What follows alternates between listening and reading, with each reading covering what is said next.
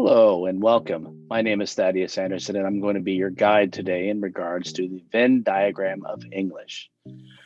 So let's start things off by talking about a brief history of what a Venn diagram is. So Venn diagrams were pretty much introduced in the 1880s by a John Venn, hence the name Venn diagram. Venn diagrams began as a schematic diagram used in logic theory to represent set collections and to symbolize their respective relationships in the form of sets. So, what you have is a diagram that's taking something from like a ledger or written information and you're organizing it into groups. So, it gives you more of a perspective of the information that you're trying to understand.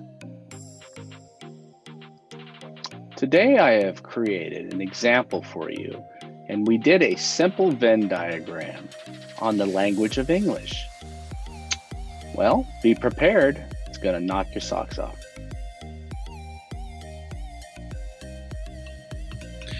So this is our basic Venn diagram.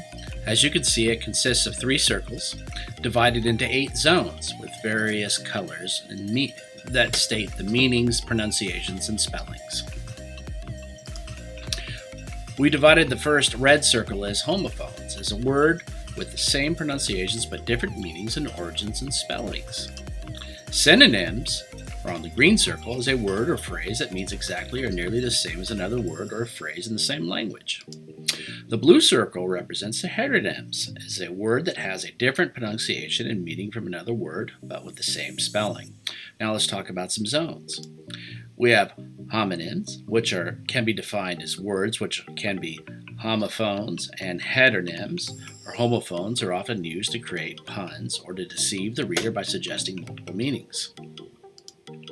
Homographs is another zone, and it's a word that has a different pronunciation or meaning from another word, but with the same spelling.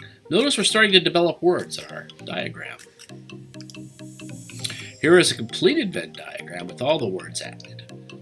I'll just give you a couple, but due to the lack of time constraints, we don't have time to go through all of them. But let's look at alternate.